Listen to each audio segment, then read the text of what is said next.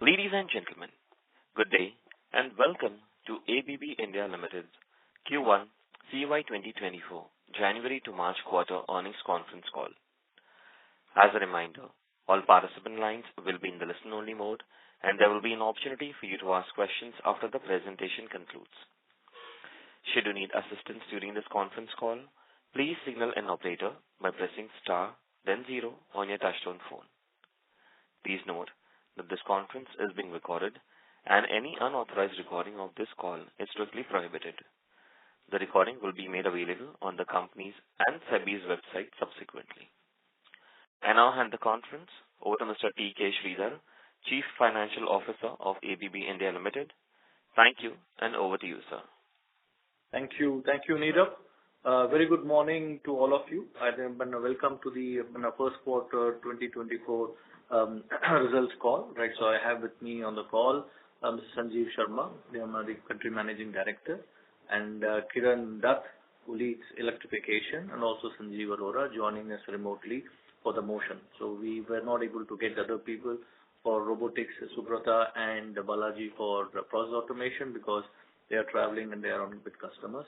And therefore, we now start the call. So over to you, Sanjeev. Good morning. Thank you, Sridhar. Thanks for joining today. We had an AGM on 11th of May, Saturday. I hope many of you had a chance to watch the proceedings because they were available live. But we'll today like to give you a quick overview of January to March 2024 results. So just before we dive in, just as a reminder that ABB in India, we operate 4 verticals, which we call as business areas: in electrification, motion, process automation, robotics, and discrete automation.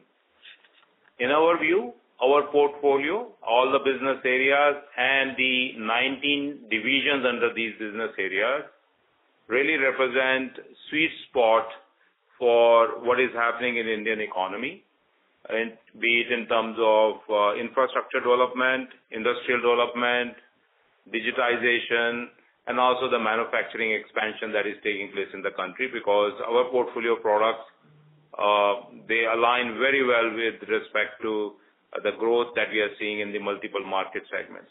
As you know that we have 19 divisions, which are exposed to 23 market segments, and that gives us the fundamental resilience as we participate in the marketplace. We serve our markets with 5 manufacturing locations, which are in Nashik, Faridabad, Baroda, and two campuses in Bangalore. Within these campuses, we have 25 plants, and we have 28 customer care offices around the country, so that we are close to customer always. And we are also serving the market with 750 plus channel partners, integrators, OEM, supporters for our business portfolio. And as you know, the impact of the partners is that we get about 41% of our business through partners, and 59% is direct sales. Next, please. So just to give you business highlights, in the quarter gone by, or the quarter that we are discussing today, our orders grew by 15%, which we believe is the underlying success of ABB India's multi-division, multi-market segment portfolio, because it pairs very well what is happening in the marketplace, and also the kind of focus each of our division pays to their customer and customer market segments. And we continue to grow and penetrate in multiple market segments, multiple geographies, deep into Indian territories, and also we continue to expand our product portfolio in each division. And combination of that continues to give us more access to the market, and that's the reason we grow faster than the GDP growth of the country. Our revenue on back of higher backlog grew 28%, and we continue to experience positive book-to-bill.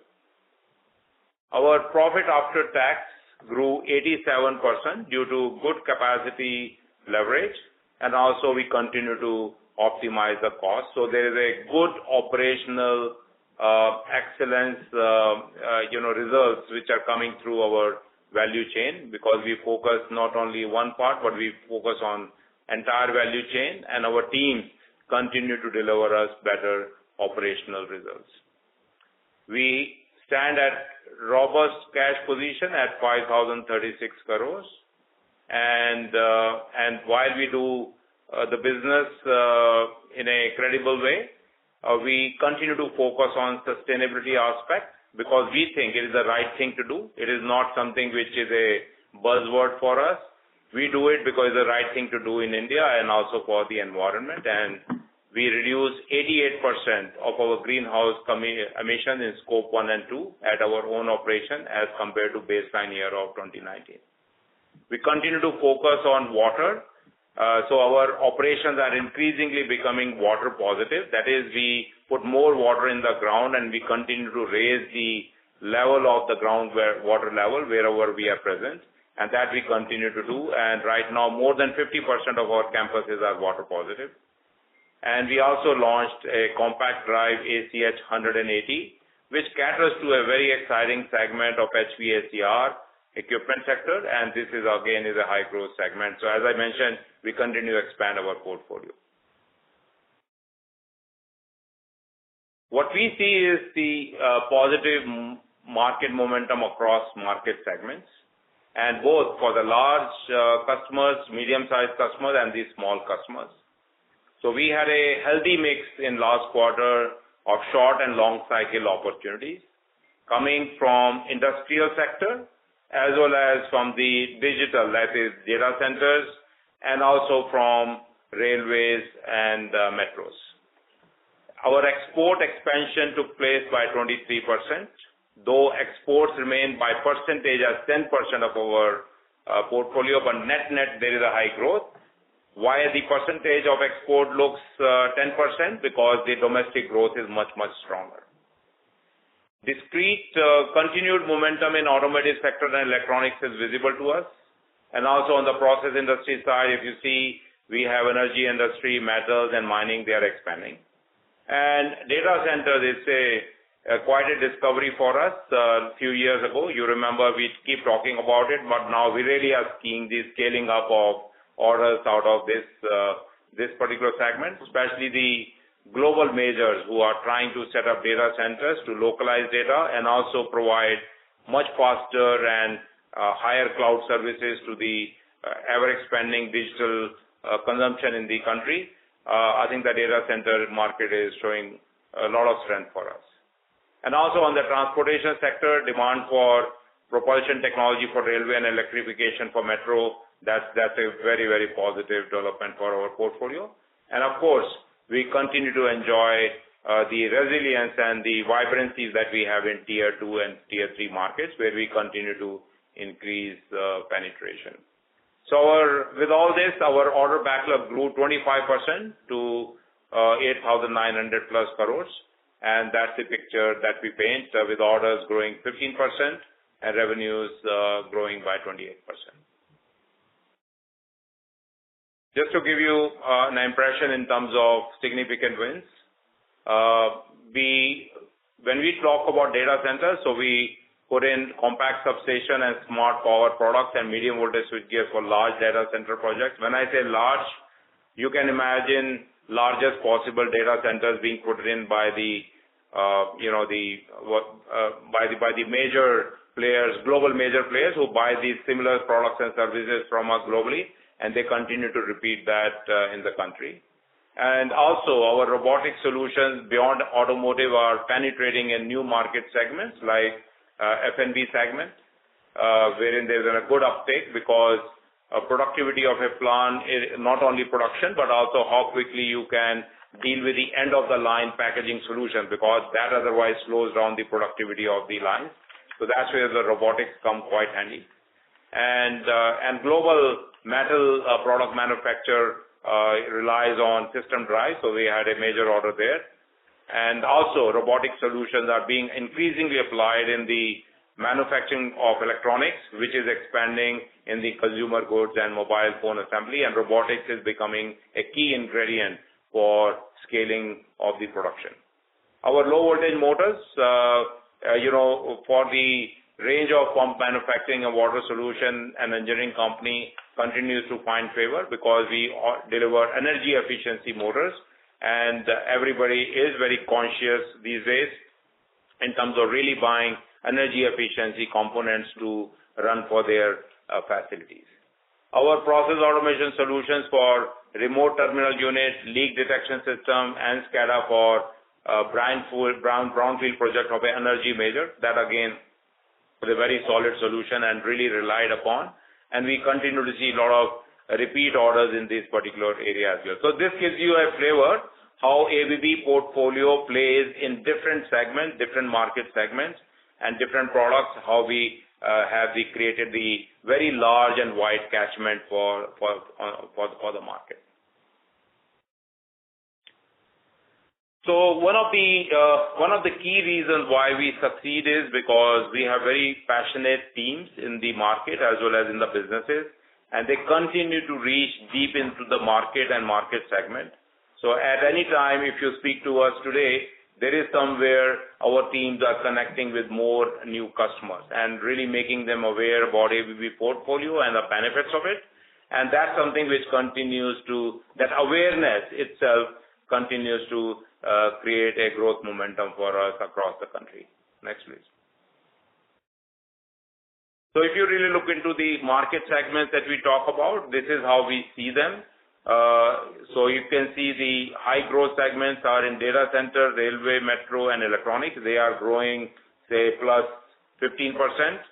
And enhanced, which is, say, the middle one, they grow between 8 to 15%. And sustain, and these are the segments, sustain, which we may call as moderate and low growth, but still these are the segments which give us 50% plus in our orders book. So you can see that as this sustain continues to move to enhance and enhance moves to focus and the rotation takes place, that brings the basic resilience for ABB for product portfolio. And we are seeing now signs in the moderate to low growth segment. Some of them are breaking out and they are going to the enhanced market growth side. So that's where you can see that the focus one gives us very high growth. Enhanced one gives you a very stable and solidified growth, and sustain, they are coming out of the low spend cycle to the higher spend cycle, and that's something we enjoy and we will enjoy in coming quarters. Continue. Now, theme for the quarter, just to explain to you every time we take a theme, this time we have taken buildings and infrastructure, a deep dive in it. It's a $1.4 trillion market growing at CAGR of 9%. Comprised of infrastructure in smart cities, roads, waterways, ports, tunnels, and many others. And this is an area which is a sweet spot for our electrification and our motion portfolio. And here, that's the reason when you look into the electrification portfolio, I think our teams are doing fantastic job in terms of connecting with the existing and the new customers. And that's where you can see we have a high growth coming in. And also in the transportation sector, our motion teams are really bringing the best of the portfolio that is available in Europe and localizing and have localized it for local products, because now Indian railways and metros are really looking for best-in-class global products, and that plays quite well for our portfolio. Now, key drivers, of course, you know about affordable housing, green building solutions, technology and AI shaping the industry, which requires different kind of ways to look at it, proactive government policies and support. All these are adding to the growth in this particular segment. Next, please. So on sustainability in practice, just by the way, the picture that you see on the left is not a stock picture. This is a picture as I'm sitting in the ABB boardroom. When I look down, this is an ABB campus picture. So when we say green, we really mean it. So we really ensure that we nurture the sustainability aspects around all our campuses. So we have, as I mentioned, reduced scope 1 and 2 GHG emission by 88%, and that's what we will stand in 24. Water recyclability, we will improve from 37% to 45%. Our 3 units are already water positive. They will become 4. And 0 waste to landfill unit, we already achieved 1. And we will also make sure that within 24 we have 2 units or 2 campuses which become 0 waste to landfill units, and we continue that journey. And this is something we are committed. One is it's nice to show these numbers, but we as a management team feel this is the right thing to do, and that's our motivation to do it. And I think with the result, we also know that in 3 years ago we had only 2 ESG funds which were invested in ABB, and as of last count, I think it is about 52 or 55 ESG funds invested in ABB stock. On the CSR side, we continue to develop the infrastructure in the rural road infrastructure project. So this road, as you see, it's being developed around Nelamangala rural road, which is close to our plant and which also serves safe commute of the vehicles, plus also providing a segregated pass for women to be able to come to industrial areas in a safe and a much more conducive way, with a lot of confidence that if you want women to participate, you got to have the right infrastructure to walk to the work from these metro stations or from the spot where the buses, etc. drop. So we continue to develop with mind so that there is a higher confidence in the teams and the women and the men to come to the plants where we are situated, and there is a positive talent acquisition possibilities for us. At the same time, the rural folks who use these roads, I think there are less accidents and there is a much smoother movement of goods and people in these areas. We do organize science competition on National Science Day. We have a special school to mainstream children for special needs, and also we have inaugurated pediatric OPD at Municipal Hospital in Delhi. We are supported. So we have multiple areas. 3 focal areas, which is education, diversity and inclusion, and healthcare for communities. And we make sure that all the funds that we have, we meaningfully spend them every year. Next, please. So summary, aligning with India's growth and global shift. So what we see right now in the market is domestic demand and elections. Though everybody asks us what is the impact of elections on the portfolio and the growth, you can see as such, we have not seen such a big impact in the first quarter. And we do believe that this time around, elections have had no real impact, but we are cautiously optimistic about it. Whether there are pre-election or post-election, some weakness can be felt, but we have not felt it in a major way. Demographic and social change. I think India has a positive demographic bent going forward. And also we are seeing a good income distribution in the country, and also consumption is increasing. So that again backfills the customers who are encouraged to expand their capacity, and that goes quite well for our portfolio. And private capex, yes, we see a significant private investments in areas like data center, automation, industrial automation, metals and mining, and PLI-led capex. And this is something which at the starting point, I think many people say whether they have peaked, but from our point of view, all these areas are just starting. They are just taking off. They are not peaking. They are there at the starting point relative to when we compare how these segments have grown in other developed economies. We are at the starting point, not at the midpoint, not at the high point.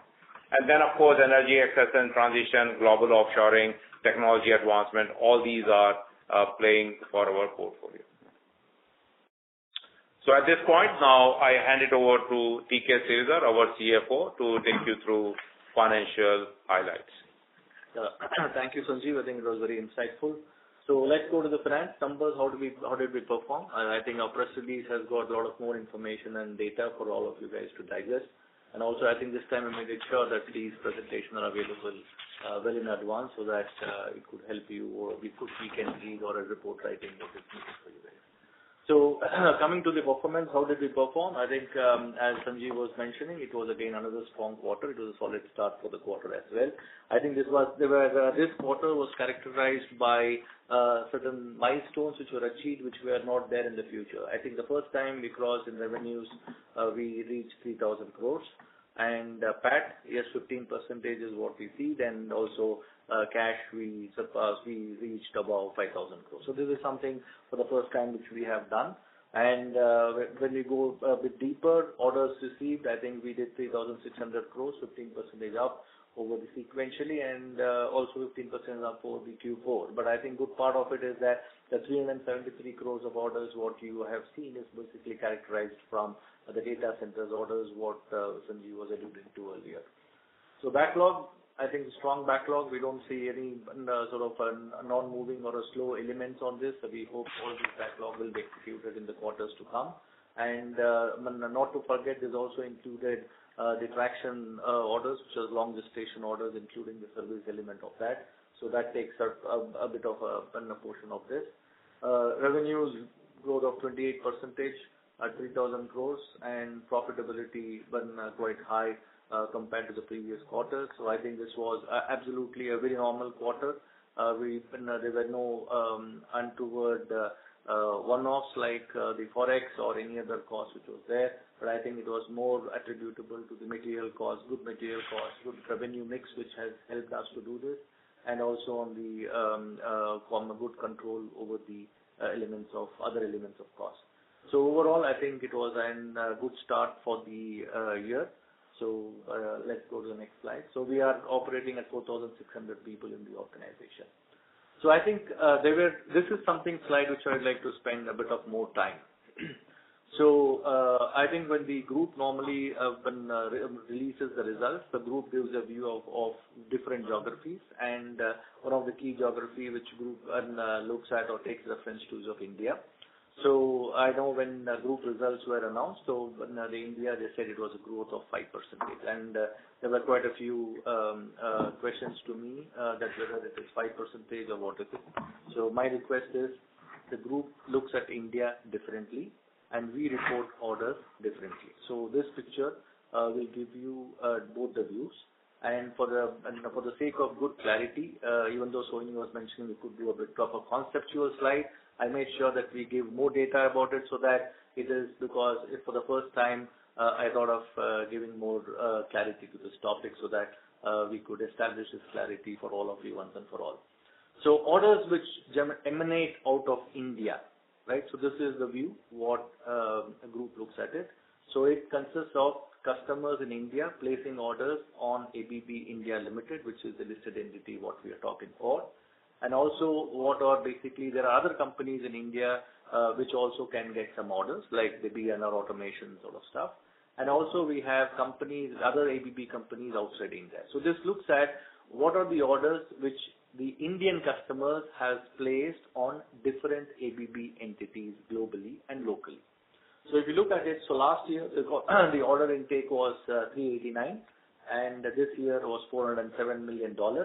So therefore, it gives a 5%. And this was exactly what was captured by the group in its press release.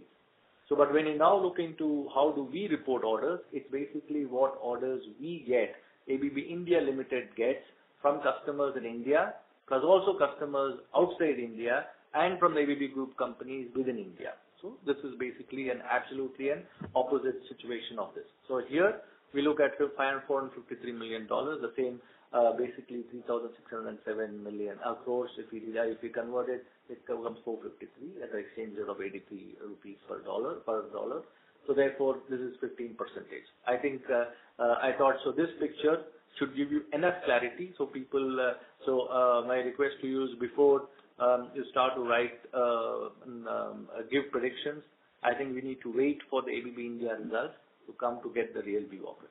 Yeah, next slide, please. So now getting into the financial summary, I think if you look at it, so we are, the most interesting part of it is that, of course, we did cross 3,000 crores in revenues, and this is something which was the first in the quarter, several quarters. So we have good deposits and therefore good interest, so which is a major portion of the interest income, other income which we have. So material cost is at 59.8%, first time in the history of ABB where we have gone below 60. So I am sure that this could evoke a lot of interest in all of you people as to whether it is sustainable, whether it is something which is one-off, whether it is something which is going to be the future trend sort of stuff. So, but I think I would like to clarify that this is this very strong material cost reduction has happened due to three to four factors, pretty much very important. One, it consisted of higher services and higher exports. Process automation did a phenomenally high component of services in business in this particular quarter, and also EL also did something on the exports portion of it. So and then localization and SCM savings, this was very important for us to achieve. So this is an unabated efforts what the organization puts in. Not to forget that these orders are from the times when the prices were pretty at elevated levels because the material costs or the commodity prices were at that point of time pretty high. So that factored in that. But whereas afterwards the material costs started to soften, so we have a positive advantage coming out of that. And so that's something what we do. And also connecting back to the slide where Sanjeev was mentioning about the sustain, enhance and grow sectors, and I think that also played a very vital role in terms of the better margin orders which come from these particular mix of market segments what we have.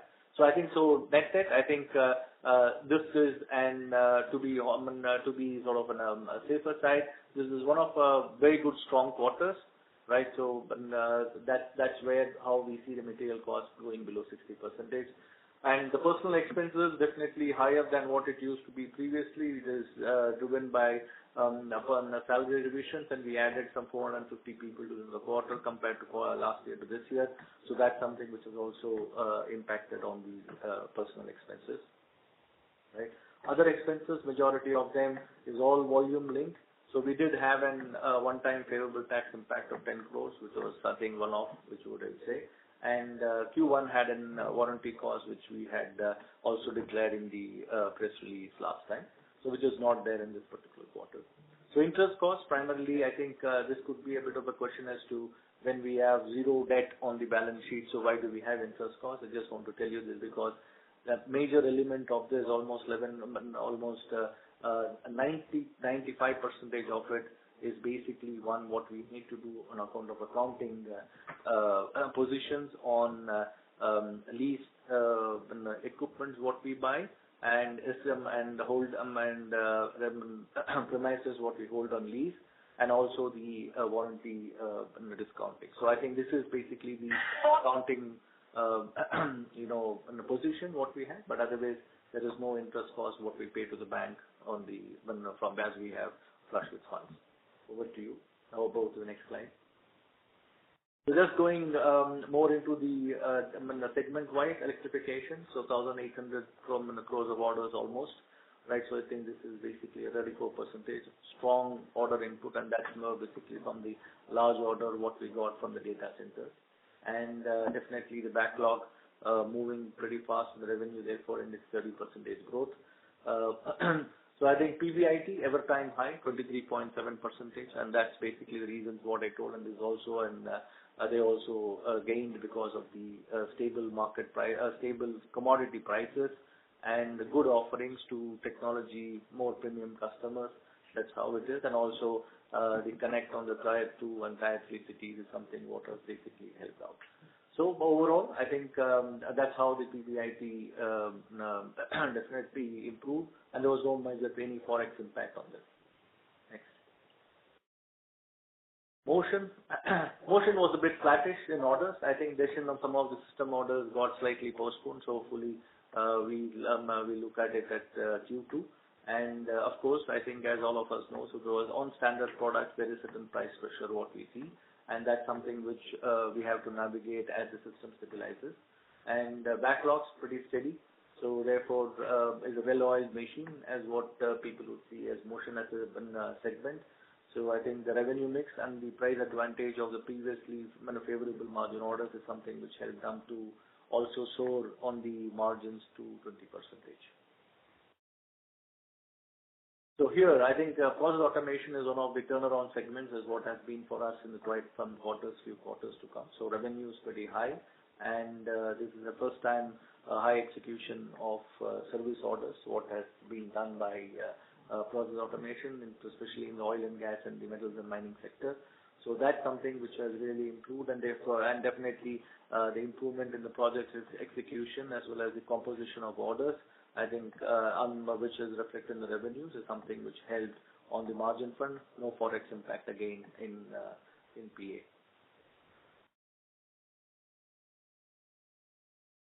The last slide, robotics, I think they're also a bit flat. I think so they will get some orders in the coming quarters to come from the industries what are relevant for robotics, is what we were seeing in the previous slide in the business. So revenues growing pretty solid at 60%. Of course, Q1 23 was slightly flattish, and therefore relatively it looks higher. But I think 100 crores or 110 or 115 crores is standard what this thing is showing. So they have a slightly lesser backlog at this point of time, as we see, because the revenues have started to grow faster than the orders, and they would catch up in the coming quarters with the orders as well. And with definitely a higher revenue execution, you see that translating in the bottom line as well. And there is a good composition of service and profitable segments of revenues. So this is by and large the overview of finance and as well as this thing. So, and needless to mention, so we have a very resilient and diversified business model with 41% in this quarter coming from EL, 32% from MO, and process automation going up to 23% is what we saw, and which has basically pushed up the profitability numbers as well. And compared to that is the offerings which we go through project, service, and products. So projects is slightly higher at 16%. And services is a good percentage of 14. So this is something which is a clear focus for quite a few business divisions. And coming to the geographies, as what Sanjeev was mentioning, is that even though projects are growing, so exports are growing definitely on a comparable basis pretty strong, but the domestic demand is something which is growing faster, and therefore we could see 92% of our revenues come from India, and the balance is what is from exports. So this is by and large the Q1 synopsis of how we performed, how the business environment looked like. And so I know we did take a bit of a longer time, 3 minutes more than what we should normally take for our commentaries. So we now can open up for question and answers. Neerav. Thank you very much. We will now begin the question and answer session. Anyone who wishes to ask a question may press star and 1 on their touchtone telephone. If you wish to remove yourself from the question queue, you may press star and 2. Participants are requested to use handsets while asking a question. Ladies and gentlemen, we'll wait for a moment while the question queue assembles. Participants, you may press star and 1 to ask the question. The first question is from the line of Renu Baid from IIFL Securities. Please go ahead. Yeah, good morning and congratulations to you for a very strong performance. Just firstly, I want to appreciate how well the company has explained the bridge between group and India reported numbers. So that is very helpful for all investors. Second, and then coming to questions, first, Sanjeev, you did highlight that various end markets are just at the start of their investment cycle when you compare with other developed markets. So from a preparedness perspective, both with respect to capacities and people capabilities and skill sets and technology, how is ABB planning to invest its cash chest and build up its portfolio for these emerging opportunities in the domestic market? Thank you for the question. Yeah. Thank you, Renu. As far as we are concerned, we continue to invest in the incremental expansion of our capacities, both in the people resources as well as the physical resources are concerned. So that's always an ongoing process. So every year you see we have expanded facilities. Plus we continue to invest in the productivity measures in the existing facilities so that we are able to produce more from the same infrastructure. So if you see EL, MO, PA, we have a lot of expansion taking place there, and I think as you go forward, you will continue to hear from us that yes, our forward planning is matching in step with how we see the market will grow. So, Renu, just to add to what Sanjeev was mentioning, right? I think we invest almost in the last 2 years 180 to 200 crores in just on expansions, and that particular effort will continue as we see the demand expanding. Sure. Secondly, Sridhar, at various segment discussions, you did allude to very high margin or better price margins in the orders when commodities were at the higher level, aiding margin expansion. So possible to broadly quantify in the backlog or first in terms of revenue, proximate contribution from these, in terms of dips towards the margins from these high-priced orders?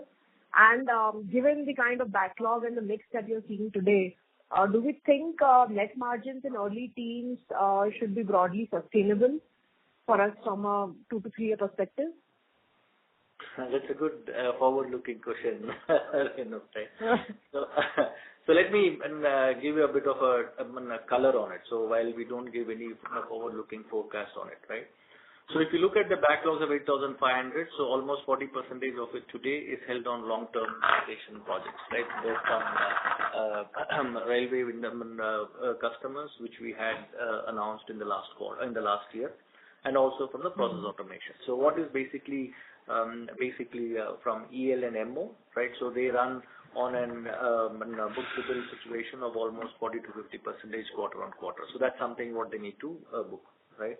So these particular orders, whatever you have, right, so are something which has come from the periods where the material costs were high and which we have priced it to the customers, but whereas subsequently the material costs have softened, right?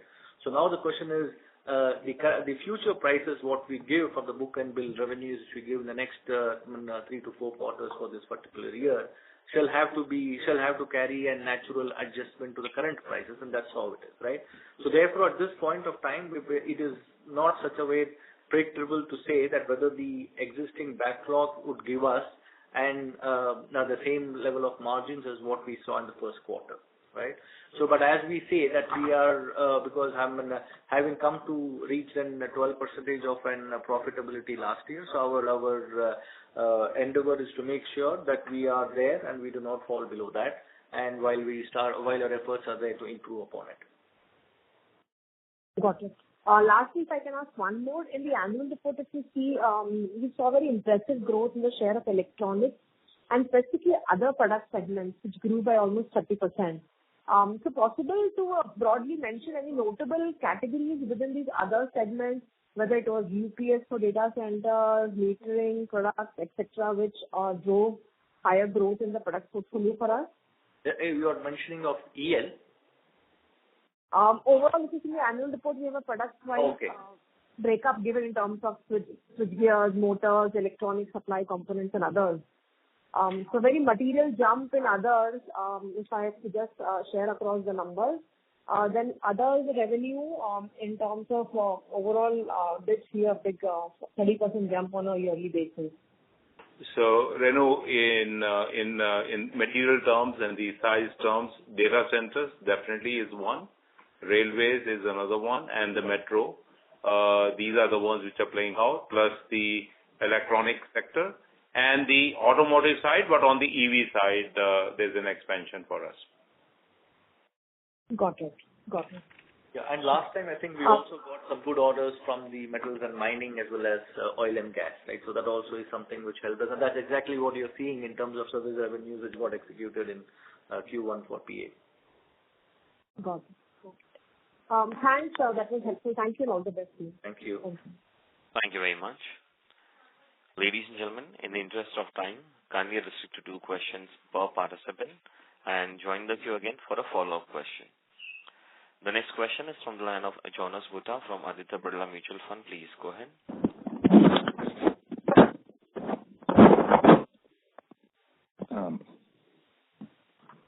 Thank you for the opportunity. Sorry. And congratulations on a great set of numbers. Had 2 sort of longish questions, but both related to the drives portfolio of the company.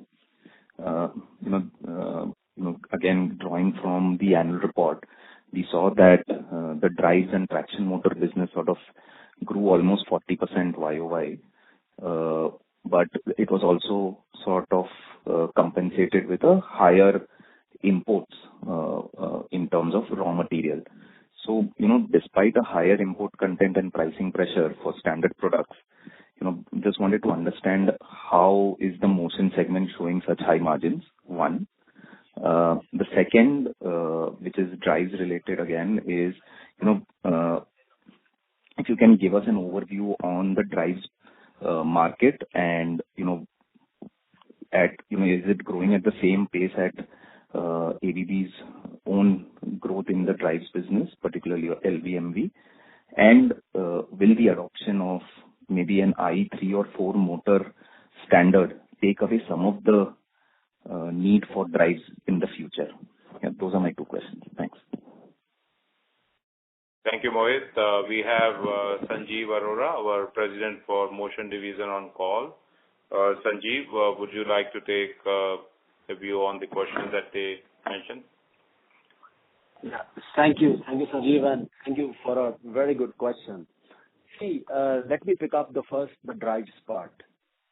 Let's understand how the customer behavior is changing. And I am very, very confident that whatever may be the situation, our customers are building their clocks on the sustainability and energy efficiency around that. And that will really bring the real drive in the drives demand. And on top of it, they have really seen and tried the best of the technologies in past, and they have a lot of confidence in ABB drives, and hence we see that we are growing much, much faster than the market growth, be it the low voltage drives or the medium voltage drives. And this momentum will continue irrespective of what we see in the times to come in the market, because customers are really dedicated to their goals of really net zero and energy efficiency, and this is a low-hanging fruit. Coming to your second question of i3, i4 motors, whether that will hamper the drives part. Sir, sorry to interrupt. Sir, we are losing your audio slightly a bit. See, I am in a place where the signal is a bit of a challenge, but am I still able to? Sanjeev, we can hear you. Sanjeev, we can hear you well. Please go ahead. Okay, thank you. So, i3, i4 motors will never ever dampen the momentum of drives, because let's understand, hardly 15% to 20% of the motors in the industry today are using drives. And so therefore, as the penetration increases, drive market does increase. But on top of it, the direct online is going to stay there. And as we move towards energy efficiency, and actually, if you really ask me, it is very, very unfortunate that such a developing economy like India is still at I2 basic efficiency. And this is actually, I would say, absolutely unfortunate. So as we learn more about motors, we should raise our bar to I3, I4 as the minimum efficiency level which should prevail in the country, in case we need to really cope up with what Europe of the world or US of the world are actually going to. So it is not going to dampen because market is very wide. And secondly, we must at all costs now, the government should play a vital role in bringing up the efficiency from I2 to at least I3 or I4 level as the minimum operating efficiency. That's from my side. In case any more clarification, I'm open for it. So just one quick one. What percent of our drives portfolio is localized? That's my final question. Thank you. So that is one thing which we refrain from expressing. But then I can tell you we have a good amount of localization. So, Jonas, what we do is the localization is a continuous process, but that is something which we continue to do to stay competitive, as well as making sure our supply chains are as local as possible. And your question on I3 and I4 and drives is very relevant. And of course, on the lighter side, you can help us by whenever you go to other calls with other customers who are using a lot of energy, and you should ask them the question, why are they not using more i3 and i4 motors and drives? I think that will help us also boost the consumption of these products, which actually overall reduces the energy footprint in the country. That's one. Thank you and all the very best. Thank you. Thank you. Thank you. Thank you. Next question is from the line of Mohit Kumar from ICICI Securities. Please go ahead. Good morning, and congratulations on a very, very good quarter. So my first question is on the data center. Is it possible to give some sense of the data center contribution as a percentage of our revenues?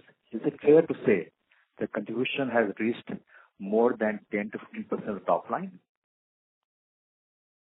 No, it has not reached to those particular levels, right? So it is, of course, a very fast-moving market, and therefore it is very vibrant in our revenue distribution of that. My second question again on the data center, sir. How do you see this specific opportunity this year versus last year? Is it looking better or flattish compared to last year? It is accelerating. It's increasing in the size of the data centers, and also the players are doubling up the investment in this area. So, and this is something we will see continue having the same trend. Yeah. And sir, last question. Is it right to say that we have localized all the data center opportunities to the country? No. No. You mean by the operators? No. I think it is at a starting point. Even by ABB. Mm-hmm. My question is, sir, whatever we are producing for data center, is it completely localized? That is highly localized. That is highly localized. Understood, sir. Thank you, sir. Thank you and all the best. Thank you. Thank you. Thank you. Next question is from the line of Mahesh Bendre from LIC Mutual Fund. Please go ahead. Hi, sir. Thank you so much for the opportunity. Sir, currently 40% of the revenue is derived from the partners. That is more of distribution side. So you mentioned that we are reaching tier 2 and tier 3 cities. So in terms of your own understanding, how much market we have covered in terms of tier 2 and tier 3 cities, and what more penetration we can achieve? And basically, I'm asking the further potential for our growth in terms of tier 2 and tier 3 cities and penetration. Good question. We have Kiran Das, our president for electrification. So he deals with this topic and it's very dear to him. So Kiran, would you like to say a few words around it? Thank you, Sanjeev, and thank you, Mahesh, for this question.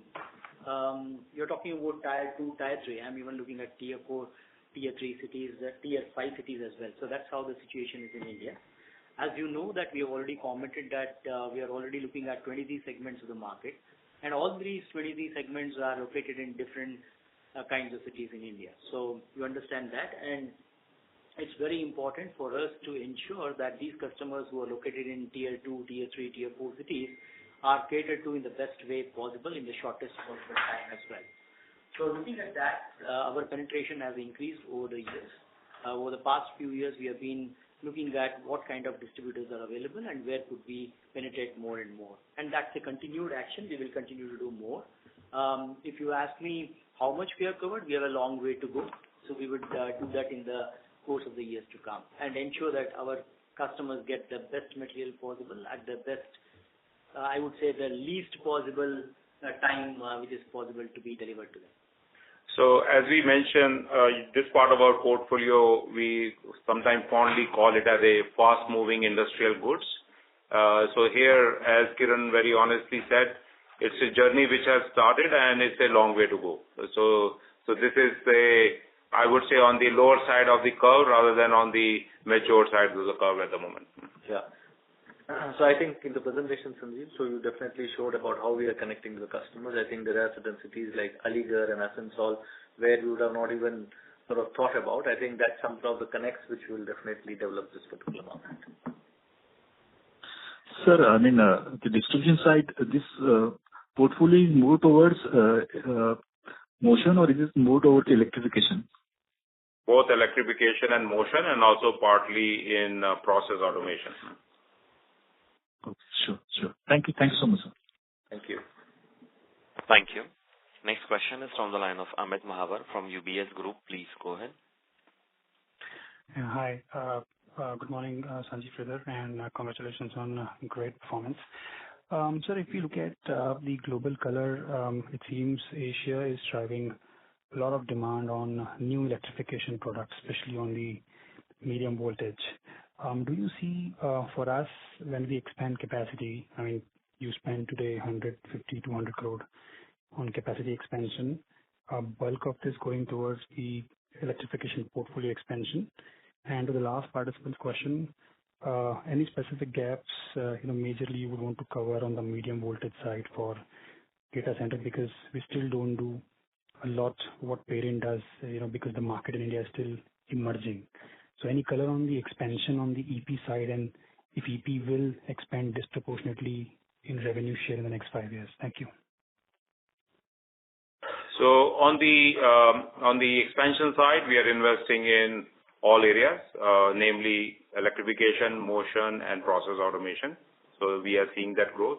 Robotics, we already invested quite well in 2020, and we are, we get the benefit in terms of the market share of the market segments we are focusing on. As we go forward, we are not only seeing the growth in one particular market segment. As you said, we have multiple market segments, and also not in one business division, across all the divisions. So we continue to make investment. But you should keep in mind that ABB in India is manufacturing for last 75 years.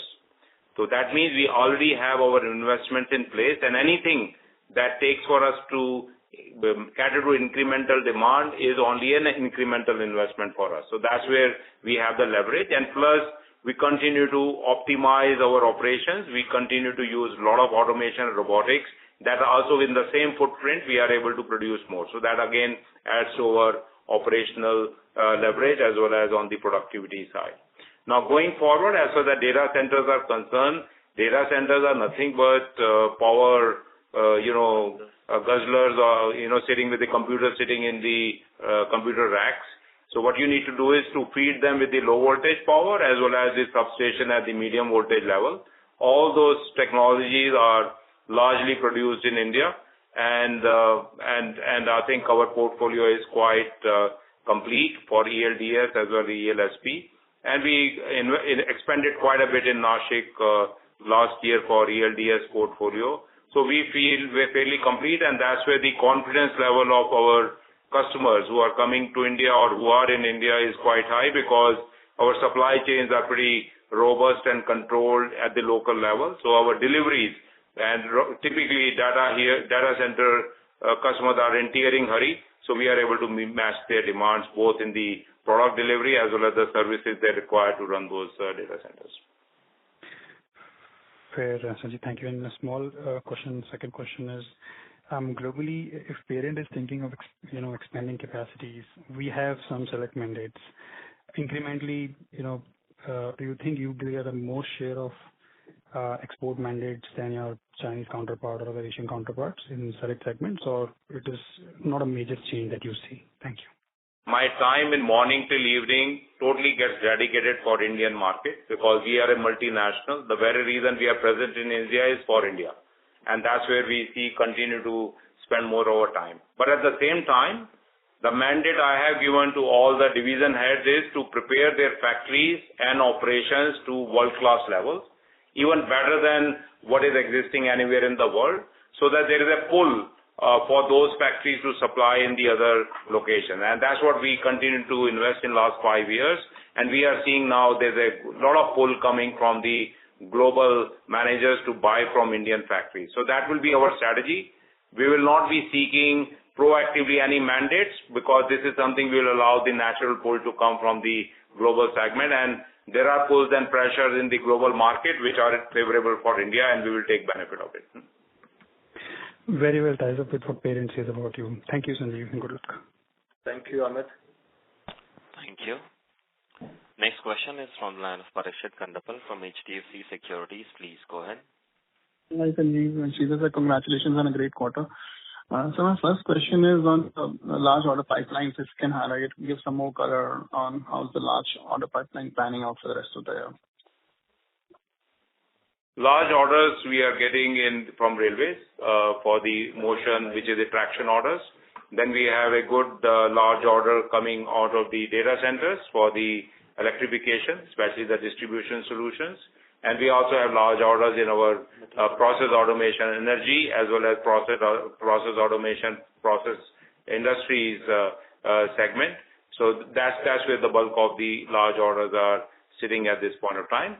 And then we, of course, have the medium-sized orders and the fast flow orders, as we call it, the fast-moving industrial goods in electrification, motion, and process automation. As far as robotics is concerned, it's an ETO business, which is very specialized, and when the companies like, local manufacturers of the automotive, they expand, they continue to upgrade their lines, and that's where we see cyclic orders into the robotics. Very high quality, very sophisticated orders across electronics, automotive, and others. But yes, large orders, I mentioned to you the divisions where the large orders are sitting, and also we see a pipeline going forward. Okay. So my second question is on the new product introduction. So like you introduced ACH 180 drive. So my question is, annually, what's your target, or so how do you increase the TAM? So potentially, what these products do to your total addressable market opportunity in terms of like expanding your portfolio? So what would be that impact on the same? We always start small when we have the new product introduced. So we allow our channel partners to absorb it, introduce it in a big way with the customer connect program in the first few quarters, and then we start seeing a kind of rational uptake of those products and consumption and absorption of it. So it's always, whether you go to the new market segment or you go with a new product, you always, in terms of percentage growth, you get it high, but since the base volume is always small, and it takes time before you get it as a substantial mix in the portfolio. So it's largely in tier 2 cities, so tier 2 and tier 3 cities, or like across the portfolio? Wherever the selected this particular product, where the HVAC systems are being installed, they are across all the tier 1, tier 2, tier 3 cities. Wherever the new infrastructure is being built, which requires air conditioning, I think that's where these products get positioned. Yeah. Okay, sir. Thank you, sir, and wish you the best. Those were my questions. Thank you very much. Thank you. Next question is from the line of Umesh Raut from Nomura, India. Please go ahead. Thank you, sir, for the opportunity, and congratulations for the impressive set of numbers. Umesh, may I request you to speak a little louder, please? Is it audible now? Yes. Thank you. So my first question is related to theme that you have mentioned for the quarter, which is buildings and infrastructure. So where we are exactly in terms of CapEx cycle, barring say data center, especially related to residential, commercial side of the buildings and hospitality as well. And in terms of overall contribution towards top line, how much of building automation is currently contributing? So I'll just give a brief comment and then I'll let Kiran answer it. So this is one segment wherein the real estate sector has again kicked back after a lull of 10 years. So whether it's residential or commercial side, I think it is expanding. And also on the infrastructure side, with the government spend on a different type of infrastructure projects, we have the expansion there. But I'll let Kiran put more color and understanding of it. And I believe around the building and infrastructure, it's about 10% of our mix. 8 to 10%. Kiran. Thank you, Umesh and Sanjeev. Thanks for this question. And the point I would like to imply is in the slide what we showed, we also showed something known as affordable housing. And that's the sector which is going to grow. We already are looking at 20 million homes which are going to be built.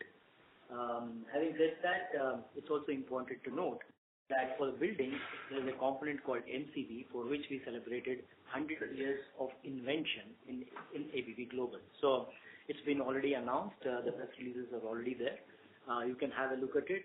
In fact, the MCB, which is a primary part of any particular house or a home, it was invented by Hugo Stotz, and this was in 1924.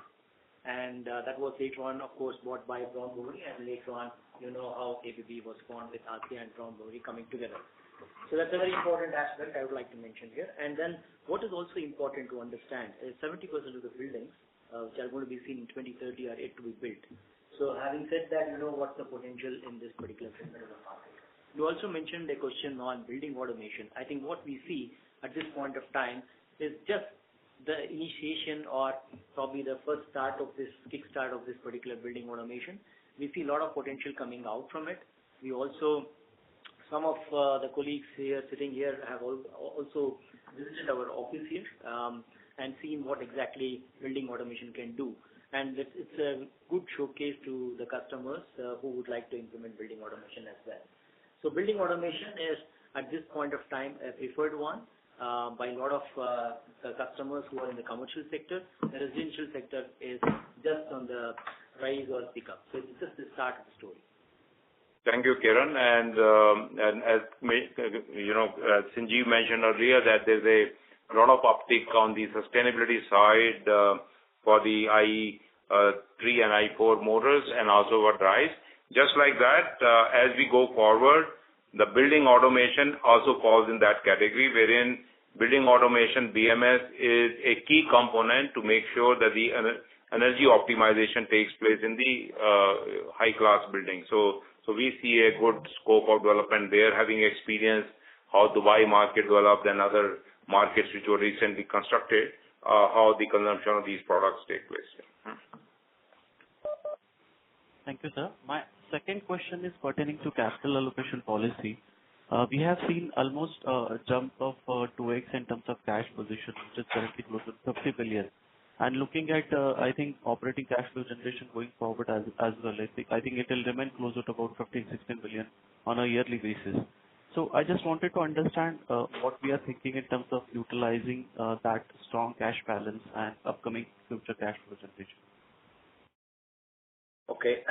I think we had already, a couple of calls before also we were doing this. So I think the first thing is that we follow a very clear capital allocation policy. I think 30 to 35% goes in terms of meeting the net working capital expansion needs, what is needed as we grow.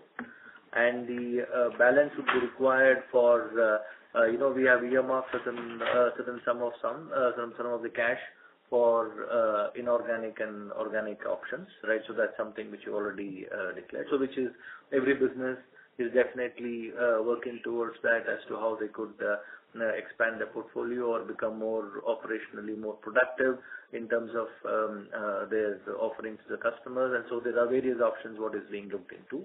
And last but not the least, I think we also share the cash with the shareholders, and therefore, but as you know that we increased the dividend quite extensively in the last year. So I think this capital allocation policy is consistent, right? I think so it slightly changes from year to year depending upon the focus area, but this is how we done the capital allocation policy. Thank you so much, sir. And all. Thank you. Thank you. Next question is from the line of Aditya Mongia from Kotak Securities. Please go ahead. Yes, thank you for the opportunity and congratulations on a very strong set of numbers. I'll go ahead with my questions. The first question was, first of all, special thanks to Jonas for his questions, taking up from there on energy efficiency. So we've seen the benefits of energy efficiency come in a meaningful manner from a bottom line perspective in the motion segment. The parent has been talking about other areas wherein, let's say, decarbonization-linked kind of spending to reduce decarbonization is starting to yield business opportunities. It will be interesting to Mr. Sanjeev Arora's views on India, in what shape and form beyond energy efficiency is he seeing new business opportunities. In specific, we're talking about propulsion technology, something on the traction side also if you could kind of comment upon. That will be my first question. Sanjeev, would you like to take this question? Yes. So thank you very much for this. I think we have all seen the energy efficiency benefits. Partly that also supports the carbon neutrality, because ultimately when we have more efficient technologies, to run our operations, and especially with the motor-driven equipment, which are the energy guzzlers, and if we use the energy optimally, then definitely we support the carbon neutrality theme. Second part is when you come to the new technologies, we are very well placed when we talk of hydrogen and ammonia in our portfolio, that the production of hydrogen and ammonia. We have taken a few orders in hydrogen, and especially when you talk of the powering of the electrolyzers, we have good technologies. Now, while we talk of this, even when you talk of the ethanol piece, again, there also we are very well placed, blending the oils. And then I would also like to take this opportunity and mention here that one part is the production, but other part is the transportation of hydrogen, ammonia, and there our energy efficiency, motors and drives, use of compressors, use of pumps, they are a very good technology to be placed with the OEMs, who will actually supply them to the end users. So I think overall, while in production of electrolyzers, but also in transportation, also we are very well placed. Coming to metro part, the railways part, we have seen the electrification going very, very strong. And we have been a very major contributor both in terms of electrification of Indian railways. And now we also play a good role in the metros and providing our absolutely state-of-art technology on the converter businesses and also on traction motors. So overall, I think we are adding to the theme with the global technologies, and which is very much welcomed by our customers. Let me know in case I have missed out something. I think, Sanjeev, thank you for the I think that's quite a bit of an explanation for the question. So, in the interest of time, should we go for next question, please?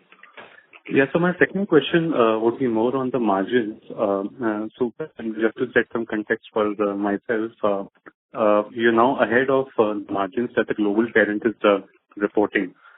And just to set some other context, you have 1,000 crores of capital inside business, and you are earning more than that as your EBIT.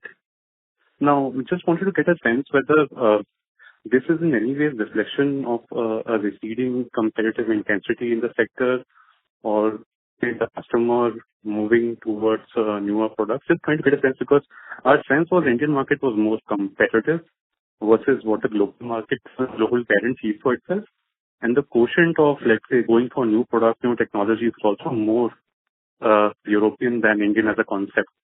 So just trying to get a sense of whether we are seeing any changes on competition and acceptance of new products in India versus where the world is for ABB in specific. That would be my last question. Thank you. Aditya, is a good question. So there are two things which are forming the market in India and which I think is favoring us. One is the expansion of the market itself, and the appreciation of the market segments which are now acting on scale. When they act on scale, they always like for premium products, because reliability, availability, maintainability, serviceability becomes a important aspect. The second part, post-COVID, we talked about before, there is a huge shift of the customers who used to be very price sensitive earlier in terms of whatever products and the solutions they bought, towards the products which are more reliable and more available and also are better supported. Because during COVID period, customers realized that it is not just the price of the product, but it is the company's ability to support those products digitally, remotely, as well as provide those components when you need it, so that you continue to, have your operations running during the supply chain constraints. Those abilities, which was demonstrated by the companies, and ABB was one of them, I think there's quite a marked shift of certain customers into our area. So that's why you can see, if I look into last 3 years, ABB has grown 27% CAGR on our orders. Yes. So that's an indication of not only the domestic market expansion, but also a premiumization of the market and also movement of a large section of the customers towards companies like ABB. Now, with respect to the profitability, etc., I think that's a lot of operational excellence, localization, how we manage the the support the customers with the prices in the marketplace, and also how our supply chain is acting. I think it's a mix of that, and also the productivity measures that we have put into our shop floor. So if you combine all these things, that's where the the total effect is coming. It is true that global and everybody thought that India is a so-called very price-sensitive, low-cost market, but I think that view is changing for good. And I have seen this happening, quite frankly, in China as well. In the early cycles of China, that's exactly what the pattern was emerging. Yeah. Thank you. Those are my questions, and thanks a lot for the color provided. Thank you. Thank you. I think next could be the last question because. Yeah. Next question is from the line of Srinidhi from HSBC. Please go ahead. Yeah, hi. Thank you for the opportunity and congratulations on amazing set of numbers. Sir, ABB overall has a 14 to 15% business coming from the services and market. May I ask how is it different across the four segments that the company has? And it would be great if you can give some color on how is the profitability different in services portfolio versus product portfolio? Services, the most concentration of the services is in process automation. That's a larger percentage of process automation business in the services. Then followed by motion and electrification. So that's how the formation is. And of course, robotics also has quite a good mix. So I would say in process automation or industrial automation, service contribution is 40%, electrification is 22%, robotics is 6%, and motion is 32%. Okay. Yeah. And sir, profitability, will it be possible to give some color on how its profitability is different? Yeah, Srinidhi, this is on the first quarter numbers, right? So the profitability, I think, I would give you a very general color because I cannot give anything which is specific to the divisions because then it becomes very sensitive. Okay. Right. So I think we deal at northwards of plus 25%. That's the problem. I mean, any service business revenues will go beyond 25% at the margins level, so EBITDA margins level. So that's basically how a good combination of product, projects, and services helps us to maintain a healthy bottom line at the end of the day. Right. Thank you for answering my questions and all the way. Bottom line and healthy relationship with the customers as well, because our products are the one which requires a lot of reliability and availability services because it's critical components operating in very critical plants. So that's where the customer really appreciates how our service teams are organized and they're able to respond in time. So I would say for both of our comfort, yeah, the margins are reasonable for us to operate this business, yes. Yeah. Right. Thank you. Thank you. Thank you very much. Thank you very much. Ladies and gentlemen, we'll take that as the last question. I'll now hand the conference over to Mr. T.K. Sridhar for closing comments. Thank you, Nirav, and thank you everyone for joining this particular call. So as we close this call, we wait for the election results to come out, right? So which will be in Q2. So again, we talk to you again in the month of August, right, Sony? Yeah, in the month of August, right? So that's how we have the Q2 results which will come up. So thank you very much. I'm hopeful that these discussions are pretty much useful for all of you. And feel free, just in case there are unanswered questions, feel free to write back to us. So we would do our best to answer them. Thank you very much. Thank you very much. On behalf of ABB India Limited, that concludes this conference. Thank you for joining us, and you may now disconnect your lines. Thank you.